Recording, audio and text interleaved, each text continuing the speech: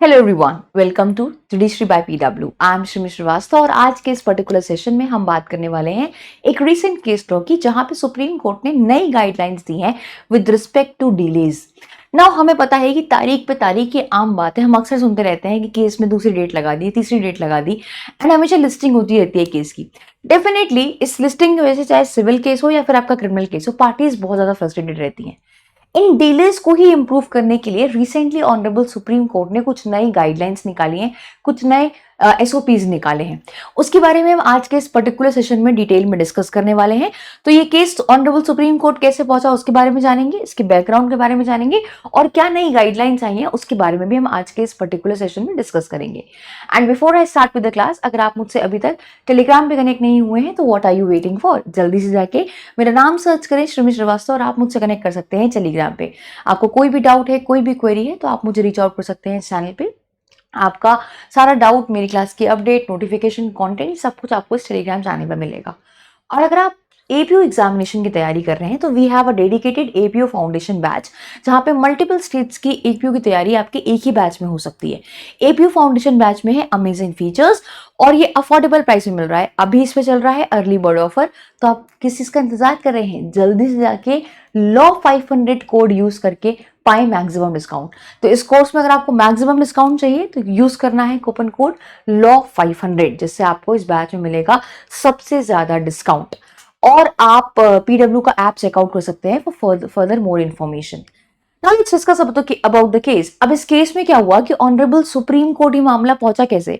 Honourable supreme court बहुत time से ये ऑब्जर्व करी थी कि जो भी कन्विक्ट लीगल एड से अपना केस लड़ रहे हैं, जो कानूनी मदद ले रहे हैं सरकार से, उनके केसेस में बहुत ज्यादा डिलेज हो रहे हैं।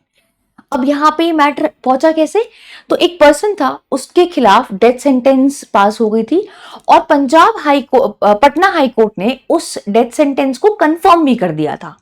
तो उससे एग्रीव्ड होके ऑनरेबल सुप्रीम कोर्ट के दरवाजे पे गया और वहां पे सुप्रीम कोर्ट ने उसका केस तो जो डिस्कस किया वो किया ही, but at the same time ये ऑब्जर्व किया कि जो केसेस लीगल एड के थ्रू आ रहे हैं उसमें बहुत ज्यादा डिले हो रहा है और कोई भी चेक नहीं है। तो ऑनरेबल सुप्रीम कोर्ट ने क्या किया, एक कंप्रीहेंसिव एसओपी बनाया। ठीक है, एक कंप्रीहेंसिव एसओपी डिजाइन किया सिर्फ और सिर्फ एड्रेस करने के लिए इनऑर्डिनेट डिलेज, जो अननेसेसरी आपके डिलेज हो रहे हैं ना, उनको रेगुलेट करने के लिए, वो डिलेज ना हो, ताकि उसके लिए एसओपी बनाया है, that is your standard operating procedure. ठीक है, अब जो आपकी देरी हो रही है अपील फाइल करने में या फिर एसएलपी फाइल करने में, कन्विक्ट द्वारा जो कन्विक्ट लीगल एड लेकर आ रहे हैं, उसके रिस्पेक्ट में यहाँ पे उन्होंने एसएपी जो है डिजाइन करी है। तो यहाँ पे inordinate delay in filing of appeal and special leave petition by convict seeking legal aid. ठीक है, इसके रिस्पेक्ट में यहाँ पे जो है नई गाइडलाइंस निकल आए हैं ऑनरेबल सुप्रीम कोर्ट। इस जजमेंट में कोर्ट ने डायरेक्ट किया है सारे ही हाई कोर्ट्स को कि सारे हाई कोर्ट अपने एडमिनिस्ट्रेटिव नेचर में चेंजेस करें। ठीक है, अपने एडमिनिस्ट्रेटिव चेंजेस करें और स्ट्रीमलाइन करें, स्पेशली ट्रांसलेशंस को, और जो ट्रांसमिशन होता है जुडिशियल रिकॉर्ड का उसको स्ट्रीमलाइन करें। ठीक है, उसको लेकर यहाँ पे एक डिटेल्ड एसओपी लेकर आए हैं ऑनरेबल सुप्रीम कोर्ट। तो बहुत ज्यादा डिले देखने को मिल रहा था अपील में, अपील की फाइलिंग में, एसएलपी की फाइलिंग में, कन्विक्ट्स द्वारा जब वो लीगल एड के थ्रू आ रहे हैं। राइट नाउ कोर्ट ने यहाँ पे एम्फसाइज किया कि लीगल एड जो है वो एक कॉन्स्टिट्यूशनल रिस्पॉन्सिबिलिटी है। व्हाई? बिकॉज ये कहीं ना कहीं आपके प्रियम्बल में भी लिखा हुआ है, आर्टिकल 39A भी इसकी बात करता है कि हम फ्री लीगल एड देंगे। राइट, तो लीगल एड मतलब कानूनी सलाह। यहाँ पे अगर कोई भी पर्सन जो एक लॉयर अफोर्ड नहीं कर सकता तो स्टेट उसको लॉयर देती है, उसको अपने आप को रिप्रेजेंट करने के लिए। हमारे देश में हमारा क्रिमिनल जूरिस्प्रूडेंस कहता है कि प्रॉपर रिप्रेजेंटेशन होना चाहिए दोनों पार्टीज की तरफ से, और दोनों पार्टीज को सुनने के बाद ही कोर्ट जो है किसी भी नतीजे पे आती है। नाउ यहाँ पे इस पर्टिकुलर केस में कोर्ट ने कहा कि भाई लीगल एड जो है वो कॉन्स्टिट्यूशनल रिस्पॉन्सिबिलिटी है और वो कहीं ना कहीं हमारे जो प्रियम्बल का विजन है उससे कनेक्टेड है। जो प्रियम्बल का विजन है सोशल, इकोनॉमिक और पॉलिटिकल जस्टिस, उससे कनेक्टेड है ये लीगल एड का जो कंसेप्ट है। या लीगल एड जो है वो एक तरीके से आपकी रिस्पॉन्सिबिलिटी है, स्टेट की रिस्पॉन्सिबिलिटी है। और ये आपका ऑलरेडी आर्टिकल 39 के ए के मैंडेट में भी दिया हुआ है इंडियन कॉन्स्टिट्यूशन के। अब ये मैटर सुप्रीम कोर्ट कैसे पहुंचा? तो ये जो प्रोसीडिंग है वो ओरिजिनेट तब हुई जब एक डेथ सेंटेंस जो पास करी थी उसको पटना हाई कोर्ट ने कंफर्म कर दिया। उसको चैलेंज करते हुए शंकर महंतो जो है वो ऑनरेबल सुप्रीम कोर्ट पहुंचे। अब ये बात है 2014 की, जब उसकी हियरिंग चल रही थी 5 मई 2017 को। तो उस हियरिंग पे सुप्रीम कोर्ट ने ये नोटिस किया कि यार इतनी देरी किस बात की, यानी कि इतना डिले क्यों हो रहा है। कोर्ट ने देखा यहाँ पे तो बहुत देरी है, there is a significant delay in this particular case. तो सुप्रीम कोर्ट ने कहा स्पेशली जिन मैटर्स में आपकी लीगल एड इन्वॉल्व है उन मैटर्स में बहुत डिलेज हो रहे हैं, ठीक है, तारीख पे तारीख लग रही है, टू इन्वेस्टिगेट द कॉज। अब इस वजह को जानने के लिए कि भाई जो केसेस आपके लीगल एड से आ रहे हैं उसमें देरी हो क्यों रही है, इसका कारण पता करो। कारण पता करने के लिए और नेसेसरी डायरेक्शन इशू करने के लिए यहां पे कोर्ट ने एक एमिकस क्यूरी अपॉइंट किया, ठीक है। उन एमिकस क्यूरी का नाम है मिस विभा दत्ता, ठीक है। उनको यहां पे अपॉइंट किया गया। बहुत साल हो गए और कोर्ट जो है वो इंगेज रहा बहुत सारे स्टेक होल्डर्स के साथ, including supreme court legal service committee, high court legal service committee, ठीक है, नेशनल लीगल सर्विस अथॉरिटी और बहुत सारे स्टेट गवर्नमेंट के साथ यहाँ पे इन्वॉल्व रहे, ठीक है। एक एफिडेविट फाइल करी गई supreme court legal service committee द्वारा इन द ईयर 2025 जुलाई के महीने में। वहां पे उस जो एफिडेविट था उसमें ये रिवील होता है कि भाई बहुत ज्यादा सिस्टमैटिक गैप्स हैं।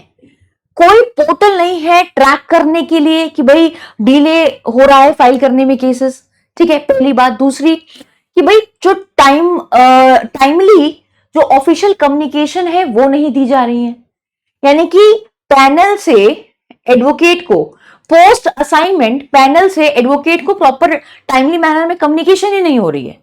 तो यहां पे इस एफिडेविट ने ये दर्शाया कि भाई बहुत ज्यादा सिस्टमैटिक गैप है। यहां पे कोर्ट ने एनालिसिस किया यहाँ पे लीगल एड के रिस्पेक्ट में। तो कोर्ट ने यहाँ पे नोट किया कि जो एक ये सब जानने की बात कि भाई बहुत ज्यादा लेक्नॉज है, बहुत ज्यादा गैप है, तो उन्होंने एक डिटेल्ड कंसेप्चुअल फ्रेमवर्क लेकर आए for legal aid in India, ठीक है। नोटिंग दैट कि इक्वालिटी बिफोर लॉ जो है वो दिखना भी चाहिए, दैट मस्ट बी रियल, आपका वो सिर्फ सिंबॉलिक नहीं होना चाहिए, ठीक है। Not only this, legal aid contribute करता है directly to this goal by enabling disadvantage individual to assert their right. कहीं ना कहीं जो भी डिसएडवांटेज इंडिविजुअल्स हैं, जो लॉयर हायर नहीं कर पा रहे हैं, उनके राइट्स को ही तो प्रोटेक्ट करते हैं हम लीगल एड प्रोवाइड करके। कहीं ना कहीं जो हमारा लीगल एड है वो कैसे कंट्रीब्यूट करता है?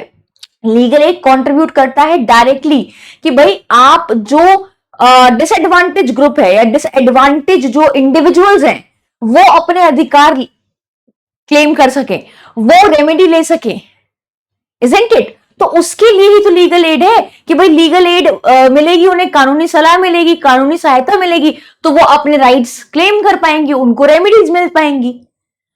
अब ये तो आपका हर जगह दिया हुआ है कि जस्टिस का एक्सेस सबको होना चाहिए, right? It is enshrined in article 21, article 39A, 142 कि भाई इंश्योर करना है हमें कि access to justice for all legal aid beneficiaries, जो भी लीगल एड बेनिफिशियरीज हैं उनको न्याय मिले और तरीके से मिले, प्रॉपर वे से उनको जो है रेमेडीज मिले, वो अपना राइट इन्फोर्स कर पाए, राइट? तो यहां पे जब कोर्ट ने एनालाइज किया तो कोर्ट ने यहाँ पे कुछ हिस्टोरिकल केसेस भी साइड किए। सुनील बत्रा वर्सेस दिल्ली एडमिनिस्ट्रेशन वाला केस साइड किया यहाँ पे।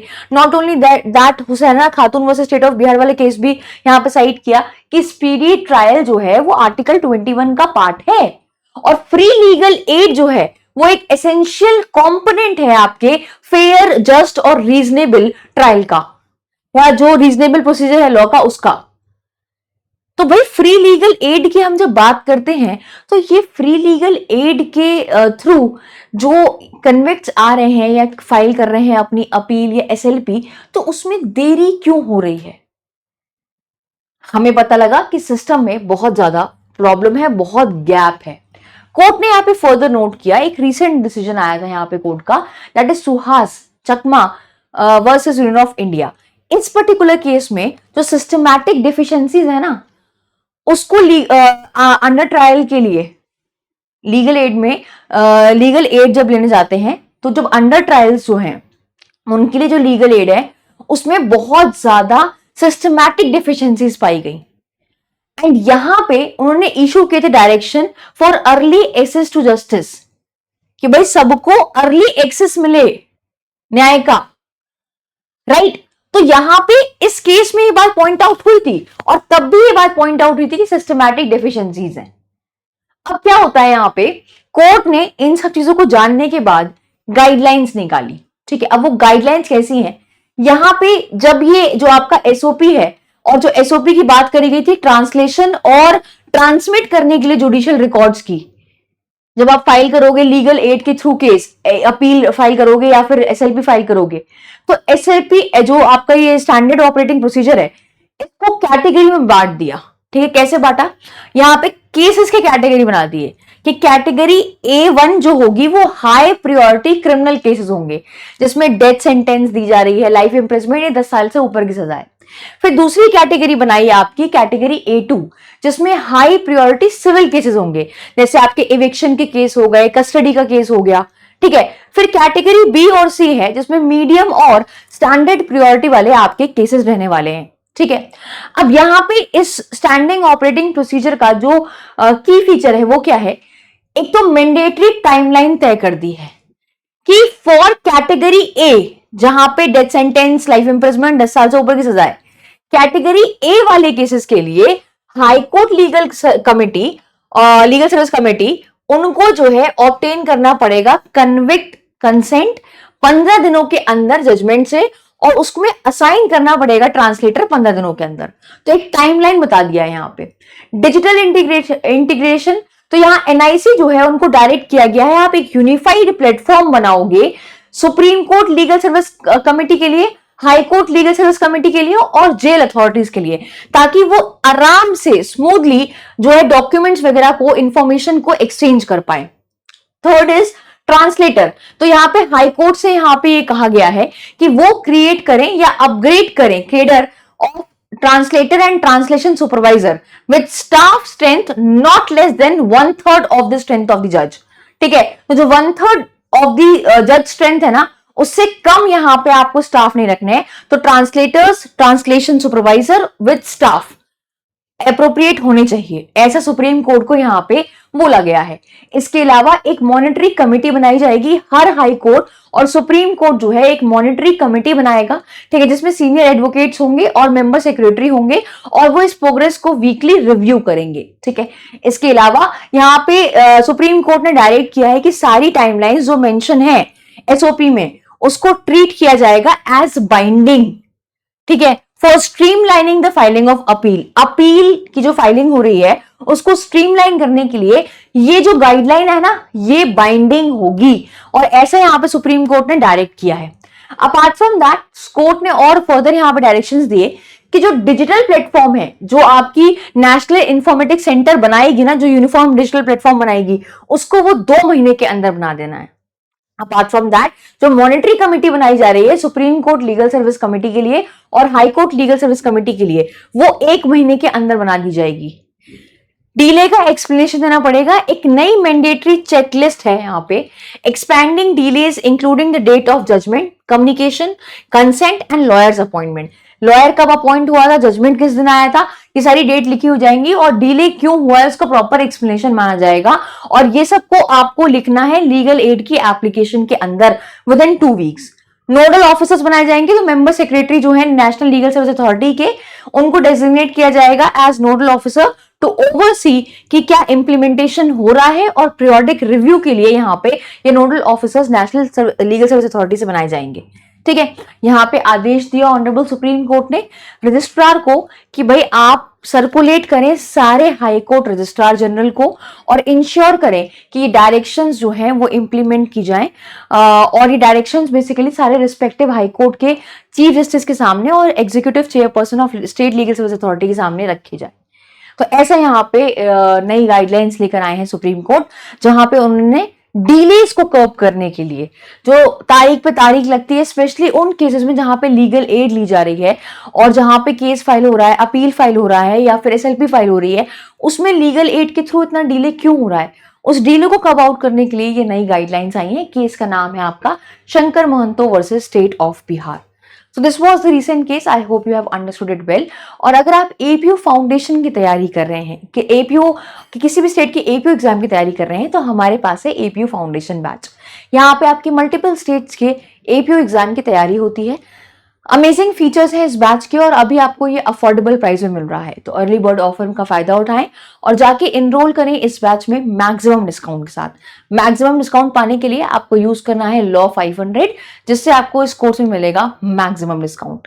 राइट, इस कोर्स के फीचर्स देख लेते हैं। यहाँ पे आपको लाइव रिकॉर्डेड क्लासेस मिलती हैं, मेंस इवैल्यूएशन टेस्ट मिलता है, प्रैक्टिस पेपर्स मिलते हैं सेल्फ इवैल्यूएशन के लिए, प्रीलिम्स की टेस्ट सीरीज मिलती है, 8 स्टेट्स के एपीओ, एपीपी, एडीपीओ के एग्जाम कवर किए जाते हैं, सेक्शनल टेस्ट आपके मिलते हैं, प्रीलिम्स टेस्ट आपको मिलते हैं और यहाँ पे 7,000 से ज्यादा एमसीक्यू के जो है प्रैक्टिस पेपर्स आपको यहाँ पे दिए जाते हैं। तो आपकी एक तरीके से इस बैच में कॉम्प्रिहेंसिव तैयारी कराई जाती है। तो अगर आप किसी भी स्टेट के एपीयू एग्जाम को टारगेट कर रहे हैं, तो I would say you must go and check out PW app. Law 500 के कोड से मिलेगा मैक्सिमम डिस्काउंट। और अगर आप मुझसे अभी तक टेलीग्राम पे कनेक्ट नहीं हुए हैं, तो आप मुझे सर्च कर सकते हैं मेरे नाम से और आप मुझे रीच आउट कर सकते हैं टेलीग्राम पे। आपको सर्च करना है Shrimi Srivastava. With this I would like to end the session. I hope you have understood it well. See you in some other session. Till then take care, bye bye, thank you.